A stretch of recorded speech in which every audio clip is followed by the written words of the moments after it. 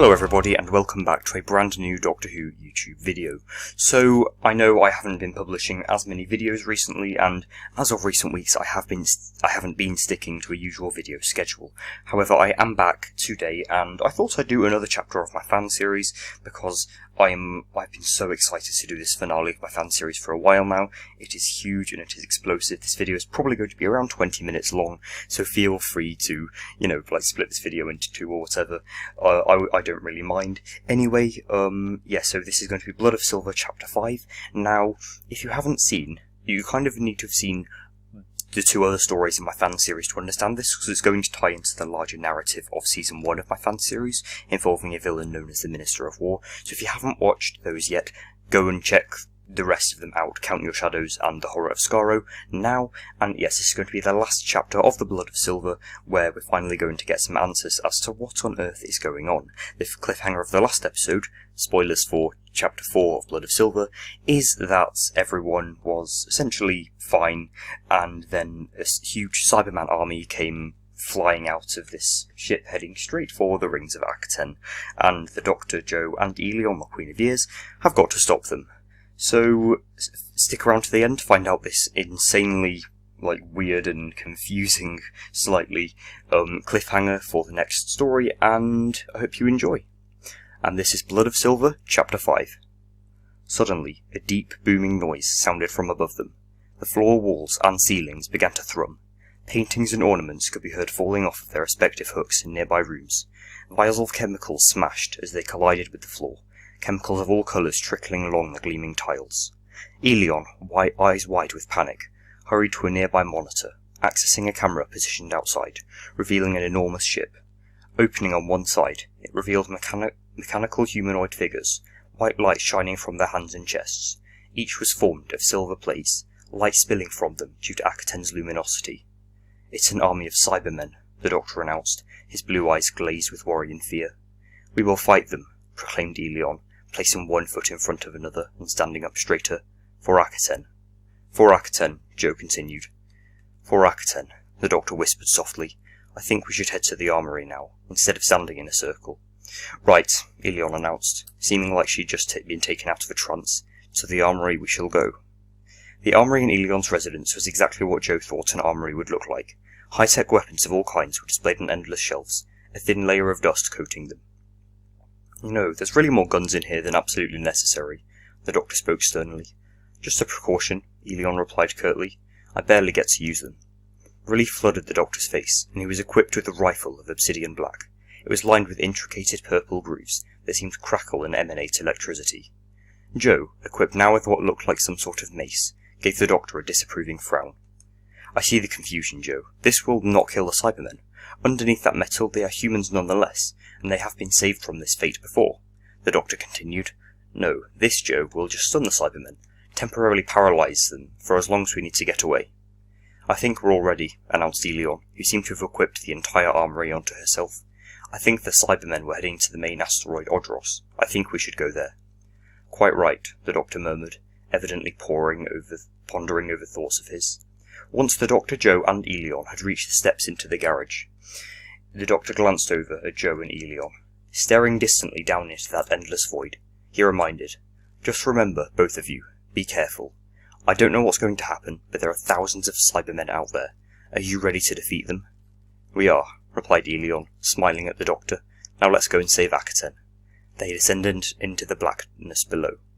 After what felt like an endless number of steps, Jo finally reached the bottom of them, heart racing as she placed her right leg out to find she was in the garage now, the endless staircase behind her. As the light slowly flickered on, blinking slightly, the dingy room was exposed, revealing not just a selection of modern travellers, but a faction of Cybermen. Their metal plates shifted of their own accord, and they were of a darker blue. They wore headgear with complex patterns, and they seemed to emanate darkness and death, reeking of it. The Doctor, standing his ground, whispered very slowly, "Elion, Jo, do not move a muscle. There is, I believe, a chance that these Cybermen may not register us if they do not detect any movement." He was interrupted by the central Cyberman, who spoke. "3 life forms detected. Species, human, Akatenian, Time Lord." Its voice was cold and empty, a hollow shell of a human. Cyan electricity began to crackle around its lithe mechanical hands. It raised its arm, poised to strike, and then a blast sounded behind it. It exploded, showering the trio with rubble, the doctor's face stinging as the rubble cut it open. "Get down," he shouted, and the three ducked behind stone pillars, waiting for the unending chorus of explosions and metallic thudding to stop. After a few seconds, it did. Smoke still invaded the doctor's lungs, causing him to cough into his hand repeatedly. Craning his neck, the doctor turned around to find a woman standing there, some sort of energy gun gripped in her hand. She had inky black hair that spilled over her shoulders, blue eyes that seemed to sparkle slightly, and was wearing black combat armor. "Zoe?" the doctor questioned warily. "Is that you?" "Yes, doctor, it's me," the woman replied, seemingly a bit older when the doctor had last seen her. "I see I'm not the only one that changed." She gestured to his face, and he smiled. "How did you get here?" he questioned, confused as to why she was standing in front of him. "Did you manage to build your own TARDIS somehow?" "In fact, doctor, yes," she said. Joe's eyes widened as she peeked behind her pillar, Eleon in turn. "I had a bit of help from somebody in a junkyard, though. She said her name was Susan." The doctor, a grin spread across his face, turned to face Joe and Eleon. "Joe, Eleon," he introduced, gesturing to Zoe. "This is my friend Zoe. We travelled in the TARDIS for a bit before I got this face." He continued, "And Zoe, this is my friend Joe and Eleon, the 65th Queen of Years of Akaten." Zoe's eyes widened. "We're on Akaten?" she asked, dumbfounded. "Certainly, Zoe," the doctor replied, "and thank you for defeating those cyber—" His sentence trailed off as he stalked over to the remains of the Cybermen, crouched down, and lifted one of the masks off. Instead of a blank and hollow, yet humanoid face, he saw nothing but wires and mechanisms. "These Cybermen," the doctor murmured, "are not humans devoid of emotion at all. They are, quite literally, robots." "Robots?" inquired Joe. "I thought the Cybermen were humans just without emotion." "Usually they are," Zoe interrupted, following the doctor to examine another Cyberman to his right. "These Cybermen are expendable, simply an army to wreak chaos and destruction. They're a distraction," Eleon finished. "The Cybermen are a distraction from the leader's real plan." "Why do you think that is?" Joe questioned. "I think," announced the doctor, "that we need to go up there to find out." He raised a crinkled finger upwards, and everyone knew where he meant. To the Cybermen's mothership. "I'll come with you," Zoe proclaimed. "I've only just found you again, Doctor. I don't want to lose you." "Sounds like a plan," Eleon spoke, heading over to a traveller and gesturing to the others to follow her. "Joe and I will go to the market to stop the Cybermen from hurting anyone else." The doctor continued, "And Zoe and I will go to the mothership to find out what they want." With that, Joe and Eleon jumped onto two sleek-looking black travellers and rode away into the chaos that was ensuing a few miles away. The doctor, himself now climbing onto an older-looking blue traveller, wrung his hands back and forth. Sweating nervously, the Time Lord glanced over to Zoe, who had shared so many adventures with him, years ago. "Are you okay, Doctor?" Zoe inquired, leaning forward in her traveller as it thrummed to life. "You seem distant." "Yes, I'm fine, thanks," the doctor spoke softly. "I'm just glad to see you again." The corners of his mouth crinkled upwards, a grin spreading across his face. "Now let's go and blow up some Cybermen," she announced. As her gun clicked back, her traveller roared to life and she flew into space. The cosmic winds whipping through his hair, the doctor winced at the stinging pains that had begun to course through his hands, his arms, and now his chest. Frowning, he continued, riding on a traveller, the mass of Akaten glowing behind him, making him stand out like a silhouette. He glanced to his right, and a few metres away rode Zoe, her inky black hair billowing out behind her like silk. Her gaze, however, was centred on the rings they were flying through, asteroids and meteorites, large and small, refracted with hues of purple and blue and yellow, metals sparkling within them like prisms. Her eyes were glowing, alight with wonder and happiness at something she had likely not felt for years. Adventure.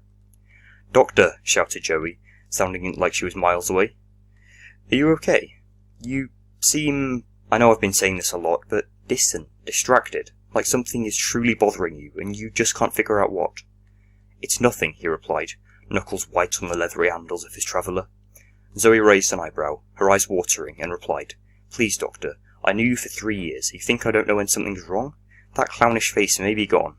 The doctor frowned at her, but she continued, "But you are the same person I knew 7 years ago. That goofy, silly man with the black hair." "Fine," he gave in. "Sometimes, in times of danger like this, I feel this presence. I've only ever felt it a few times before, and the times I have, I've always met somebody." "Who?" Zoe inquired, eyebrows knotted together with concentration. He calls himself... The doctor paused, as if he were debating whether or not to tell her. He calls himself the Minister of War. He sent my friend Ian into a dream state and practically tortured him. He created a parallel universe and sent an army of Daleks just to capture me. Every one of those times I have felt the exact presence.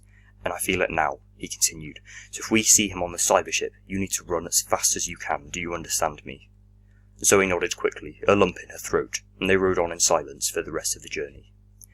The green hallway that Zoe stood in was eerie, bathed in a greenish light, coming from grimy lanterns that flickered above her. Stood next to Zoe was the doctor, tinkering with his sonic screwdriver. Loud buzzes sounded from it every so often, its blue light shining in her eyes and causing her to squint. It appears, remarked the doctor, there are no signs of life for several hundreds of meters. His eyes winced in pain. We're safe. For now, anyway. What's the plan then, Doctor? Zoe questioned, as the doctor stood up and darted his cobalt eyes towards her. This may sound rather reckless of me, but I think we should confront the Minister of War. He's been after me for most of my life, and personally I'd like to find out who he is, and why he's gone to such great lengths to try and capture me. He began walking down the corridor, corroded metal clanging and vibrating, as the doctor's polished shoes tapped it every second. Following him, Zoe continued down the corridor, and walked in silence as they searched for the Minister. These hallways seem endless, thought the doctor, chewing on a nail as he continued down the corridor, Zoe striding silently next to him. Why need such a big mothership for only a few thousand Cybermen? I've seen smaller motherships with 1 million. What was that, Doctor? Zoe asked, jet-black brow raised. Nothing, Zoe, just thinking out loud, he replied, wiping his brow with his green velvet sleeve. He reached into his pocket, bony hand shifting as he did so, and out emerged his sonic screwdriver. The device buzzed, hummed, before emanating a black glow across the dimly lit corridor. As they went on, the air became heavier, the lights dimmer, and the place reeked of turmoil and death. Zoe, the doctor whispered, deathly calm. Hide under that grate.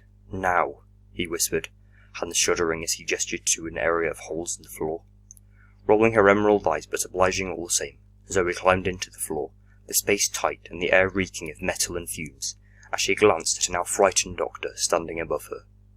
Sweat gathering on his brow, bile rising in his throat, his tongue a withered husk in his mouth, the doctor stood above the grate where Zoe now waited and stared into the abyss beyond the corridor. It was simply a corridor without lighting, but it emanated terror and fear within him. Small clangs sounded from the floor and ricocheted off the dingy walls as his foot tapped subconsciously. The doctor did not move a muscle, however, as a figure clad in black armour emerged. His armour still managed to gleam off the murkier lights, still buzzing and flickering above them. His cape, the colour of deepest obsidian, started at black clasps on his shoulder, billowing off into a swirl of black behind him. His eyes were hollow pits that seemed to never end, and his magenta-coloured energy crackled around his fingers, which were curling as his spiked boots moved him towards the doctor. "What do you want with me, Minister?" interrogated the doctor firmly, cobalt eyes fixed on the minister's eye sockets. "You've been travelling throughout space and time to find me. Why?" Creating parallel universes, invading my friends' minds to try and capture me. Again, why? His voice raised. The doctor straightened his spine and stared fixedly at the minister as he continued. "What is it that you want from me so badly? It can't be my regenerations. The last time I saw you, you did regenerate. You absorbed my regeneration energy, which shouldn't even be possible. So tell me, who are you?" The minister, fingers steepled, cold and calculating, strode forward 2 steps. He stared at the doctor, eye socket to eye. Then, in a calm and collected, yet deep and menacing voice, he began to speak. "I am everything, Doctor. I am everywhere, and I will go to whatever lengths to find you." The doctor stepped backward slightly, staring at Zoe, still crouched under the grate where the minister was dangerously close to approaching. "You may be the present, but I am the future, Doctor." He raised his armoured hand, black plates shifting as the purple energy crackling around his helmet flowed towards his outstretched hand and concentrated there, forming a ball of pure, undiluted energy. "Just as Ian described it," the doctor whispered, breath shaky as he glanced again at Zoe, a tear trickling down her face. The ball of energy was now over a foot in diameter, the energy within it becoming brighter, deadlier, as it shot straight for the doctor and halted a foot from his left heart. It ricocheted off a black panel, that Zoe was holding, now out of the grate and standing upright beside the doctor. The doctor glanced at Zoe, and the corners of his mouth and eyes crinkled upwards, as the purple energy blasted back into his armour and threw the minister against a nearby wall, bones cracking as the ship vibrated more strongly. The doctor stalked up to the minister, who was sprawled on the floor, his purple energy now gone. "Let's find out who you truly are," shouted the doctor, who crouched down, reached out his wrinkled hand, and crushed the minister's mask beneath his fingers. The doctor was too dumbfounded to register the pain, as he stared back at his own face, sat in the Minister of War's armour. "Nice try, Minister. You can create parallel universes and hack into my friends' minds. Of course you can create holograms." Still staring at the doctor, the minister shifted into another face. It had a rounded face this time, with brown eyes and dark curly hair. His clothes also changed, as he was now wearing a long brown coat and an oversized colourful scarf. A crinkled packet of jelly babies was clasped in his left palm. Next it shifted again, into another face, with blonde hair that curled at all ends, wearing a clownish coat that hurt the doctor's head. Then a sharp-featured man with brown locks of hair and a grey waistcoat. Next a man with a large chin, who was wearing a bow tie and had a bronze and green sonic screwdriver in his hand. Then the minister shifted through tens of different faces, male and female, old and young, and said in harmony, in 80 different voices, "You and I are not so different, Doctor." As if he were nothing, the minister's form flickered, and faded as if he were never there. Breathing heavily, Zoe replied, "Let's go, Doctor. I think that's enough confusion for one day." "Quite right," the doctor spoke solemnly, distant and cold, as if a realization had just hit him. He surveyed his surroundings with his sonic screwdriver swiftly and looked up at Zoe. "There are no signs of life on this ship. It's just empty robots." "So we blow it up?" Zoe asked, raising an eyebrow. "To smithereens." The doctor winked an eye at Zoe, and they set off into the corridor, planting explosives as they went. Jo's heart was thrumming in her chest, pounding and beating as her hands trembled on the leathery handles of her traveller. Next to her was Elion, black intricated patterns on her face, swirling in an array of colours and lines. Jo's blonde hair whipped behind her, her eyes watering as the cosmic winds flew past her. Next to her, around 10,000 miles away, laid Akaten, a glowing mass of reds and oranges and fiery golds, so beautiful, yet menacing and deadly.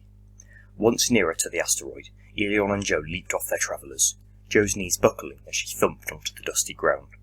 The dazed Akatenians were gone, and another faction of Cybermen patrolled the streets, breaking into houses, the sound of splintering wood and screams and explosions a constant echo in Jo's ears.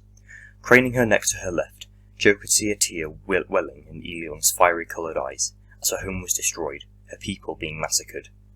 "I can't watch," Elion announced, no shred of fear or pain or any emotion in her voice. "Let's go and kill some Cybermen." They charged forward, electrocuted and exploding Cybermen in their wake, and did not stop as they began to save Akaten.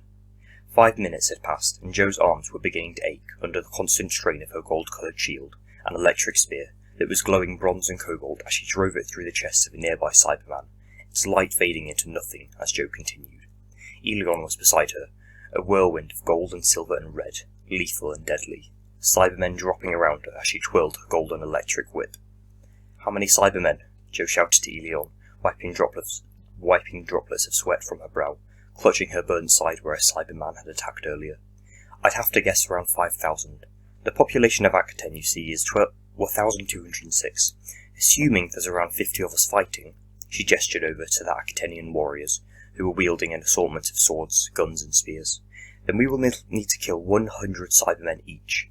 If I'm being honest with you, Jo, I don't think any one of us stands a chance." After stopping to take a mouthful of air, Elion continued to fight for her people. Jo's fighting was halted slightly by a larger Cyberman that came barrelling through Akaten, Akatenians and Cybermen alike thrown aside as the juggernaut headed straight for Jo. His eye sockets were semicircular, eerie black light emanating from them. The immense Cyberman, earth crushing and caving where its metallic boots stomped on the floor, inched nearer to Jo, and neither Elion nor Jo herself would stop the Cyberman as it reached out a hand, white light glowing from it, and pinned Jo against a house. The scent of dust, and more recently machine oil, invaded Jo's lungs, forcing her to cough. Her screams, high-pitched and shrill, echoed throughout the market stall, as the Cyberman, its colossal hand wrapped around her torso, reached back his other hand and protruded lethal spikes from it, already speckled with dried blood. In a cold, robotic voice, it spoke. "Your downfall is now." It raised a spike hand, the tips glistening as it reached for Joe's face, and she closed her eyes and awaited death. This Cyberman is taking a while to kill me, isn't it? Jo thought to herself, as she cracked her eyes open. As if on cue, the Cyberman made a noise, descending in pitch as it collapsed to the floor, leaving a cloud of dust before Jo, who breathed a sigh of relief and wrapped her arms around the doctor, who now stood there. Jo, I'm so glad you're okay, the doctor smiled at her, and then Zoe, who had also arrived, and Elion. Nice reunion, interrupted Elion, panic still sprawled across her face, but there is still a war going on. She gestured to a nearby Cyberman, which he promptly speared in the head. It fell to the ground, wire sparking as its light faded. About that, Zoe said, covered in what looked like engine oil. He looked to the mothership, its hatches and grooves and antenna inching towards the rings over 1,000 miles away. Zoe clicked a red button on a neat black cylinder as the mothership exploded, reds and yellows and oranges swirling around each other, rubble spraying from the ship as inky smoke began to replace the fire, leaving a ball of rubble to float within the rings of Akaten. Zoe and I sorted that out, spoke the doctor sheepishly, who turned to Elion, crouched down slightly, and smiled at her. It's been nice meeting you, Elion, the doctor spoke. I wish you the best of luck. And you, Doctor, Elion announced, her crimson robes billowing behind her, as she turned away, leaped onto her traveller, and waved at the three as she soared back to her residence, leaving a trail of fumes in her wake. Doctor, Zoe asked, still staring at Elion as the figure jumped off her traveller and disappeared into her manor. Could I maybe come with you and Jo? Go on adventures, just like the old days. If you don't mind, of course. Jo smiled at the doctor and brushed back a golden lock away from her pale face, as the doctor replied with a grin. Of course, Zoe. I have missed you, you know. With that, the three strode towards a glowing blue box in an alley in Akaten and walked inside, closing the door as it squeaked. I really need to put some WD-40 on that, the doctor grumbled. After that, the box made a wheezing, groaning sound and faded away. Epilogue. Doctor, what's wrong? Jo questioned, smiling at the doctor. You've been sat on that seat thinking for around 30 minutes. The doctor, who was indeed sat in a blue seat in the TARDIS, surrounded by gears, panels and mechanisms of all shapes, contemplated the encounter he had had with the Minister of War earlier that day. Jo, Zoe, the doctor announced, gesturing the dark-haired woman who was examining some wiring in the middle of the control panel. I think I know something. About the Minister of War. I'm so sorry, I should have told you earlier. What is it? Zoe queried, confused at the doctor's behaviour. He was acting nervous, not like on the cyber ship earlier, not just frightened, but scared, horrified, completely, utterly horrified. I know who he is. When I met him last, he managed to absorb some regeneration energy I attacked him with. That shouldn't be possible, and it has only ever happened once before. Then, on that ship, the Minister of War said, "You and I are not so different." And that's when I asked him who he was. He said, "You may be the present, but I am the future, Doctor." That can't be a coincidence. I don't think he said that. I think the Minister of War said, "I am the future, Doctor." A look of grave worry flashed through Zoe's face. The Minister of War, he is the future, Doctor. The Minister of War is me. To be continued in the next story in my fan series, story 4, which is going to be known as, I believe, the beginning of time. That may alter slightly. I haven't completely decided on an order for these stories yet, but I will be sure to let you know when I do. So that has been today's video, and next time's video will be coming tomorrow, actually, on Sunday, and you will... Usually I used to do it next time, but I thought I'd just wait until tomorrow so you can actually find out for yourselves. And yes, I really hope you enjoyed this chapter of my fan series. I know it's been insanely long. I think I'm nearly on 25 minutes now. So I'm sorry if you had to sit through all of that. I wouldn't be surprised if you didn't even listen to all of it. That's fine. Anyway, though, if you did, please comment below and just explain, what you liked or maybe didn't like about this chapter. I really enjoyed writing it. It was insanely long, around 4,000 words, which is pretty insane and, really long for a chapter of my fan series. And yes, I will see you tomorrow in the next video. Make sure you like this video if you enjoy my content, and I will see you tomorrow, and goodbye.